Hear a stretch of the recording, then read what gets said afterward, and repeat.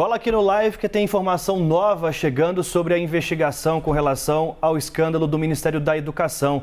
Gabriela Coelho, nossa setorista de judiciário, acaba de informar que a ministra Carmen Lúcia, do STF, encaminhou para a Procuradoria-Geral da República mais um pedido de investigação contra o presidente Jair Bolsonaro.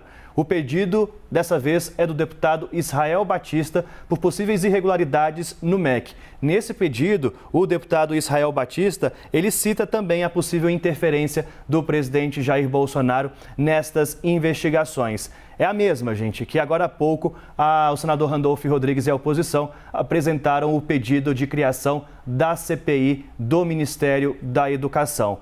Nesse ponto, a ministra Carmen Lúcia, nesse pedido específico, encaminha para a Procuradoria-Geral da República, citando a gravidade dos fatos narrados. Vamos com o Gustavo Uribe, porque esse é o segundo pedido. Logo ontem a gente trouxe aqui para você no Live CNN que a ministra também encaminhou um outro pedido apresentado pelo deputado Reginaldo Lopes, do PT, e agora mais um que também cobram de Augusto Aras um posicionamento.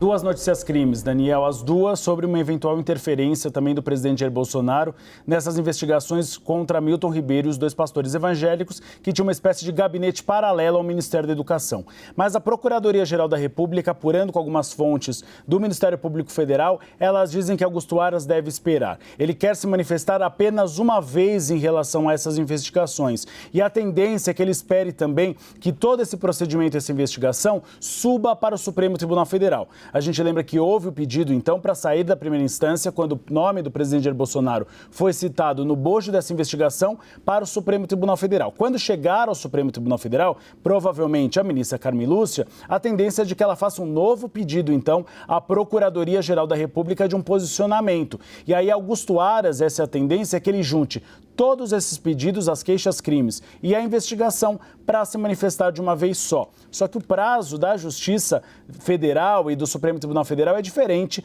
do compasso da política brasileira. Agora, em julho, nós temos o recesso do Poder Judiciário. Então, é possível que todo esse procedimento fique apenas para agosto ou setembro. Ou seja, Augusto Aras, então, aguarde para uma resposta. Mas, cada vez mais, a Procuradoria-Geral da República tem sido pressionada a se posicionar em relação a essa investigação. Augusto Aras é conhecido por ter uma afinidade um pouco maior ao Palácio do Planalto. Agora resta saber se às vésperas de uma eleição, com a possibilidade de um novo nome chegar ao Palácio do Planalto, se ele seguirá com este mesmo comportamento. Até vamos aproveitar aqui para explicar. Ontem Gabriela Coelho me ajudou a entender a questão de prazos, porque nesse ponto, quando a ministra ela não cita um período para que Augusto Aras analise esse pedido que foi apresentado, então o que tem-se como regra? Que ele tem 15 dias para apresentar esse posicionamento, portanto, se vai ou não investigar o presidente Jair Bolsonaro. Então, ontem mesmo, a Procuradoria-Geral da República recebeu aquele outro pedido de investigação e agora essa nova decisão da ministra Carmen Lúcia para que o pedido apresentado pelo deputado Israel Batista também seja analisado. Então, Uribe, 15 dias, temos aí 2 semanas para Augusto Aras. E em 2 semanas, a gente pode ter tanta coisa, pode ter CPI, pode ter novos pedidos, pode ter mais desdobramento da questão da investigação, do delegado se continua ou não.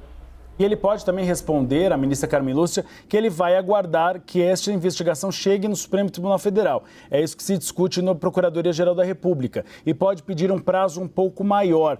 Há uma tendência falada na Procuradoria-Geral da República que Augusto Aras não quer se posicionar várias vezes em vários pedidos, que ele quer juntar tudo para dar uma resposta só. Então há esse prazo quando não se coloca de 15 dias, mas há uma tendência também de Augusto Aras responder que irá aguardar um pouco mais uma extensão do prazo, sobretudo diante do recesso do Poder Judiciário que se começa agora no mês de julho. Que em março, o Procurador-Geral da República, a PGR, foi contra a investigação do presidente Jair Bolsonaro quando se tinha o áudio da Folha de São Paulo em que Milton Ribeiro falava que foi uma ordem, um pedido do presidente Jair Bolsonaro que ele recebesse o pastor Gilmar e que a escala, de prioridade era para atender justamente os amigos primeiro. Agora a avaliação é completamente oposta. Agora você tem uma investigação da Controladoria-Geral da União e da Polícia Federal. Naquela época, Daniel, eram notícias da Folha de São Paulo e do Estado de São Paulo, os dois jornais que deram início a toda essa investigação. que acabou chegando, então, na Controladoria Geral da União por uma denúncia anônima e depois chegou à Polícia Federal. Agora o cenário é outro, não é apenas um áudio do ministro, é uma investigação de um órgão que faz parte do governo federal, a Controladoria Geral da União.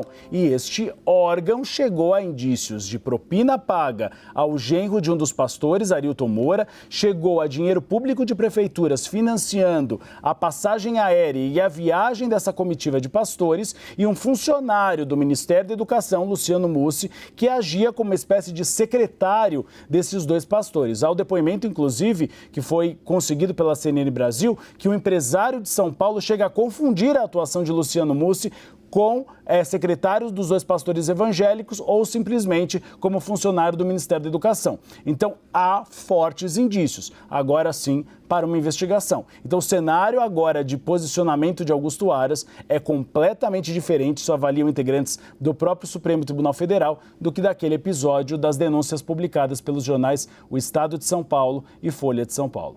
Obrigado, Uribe.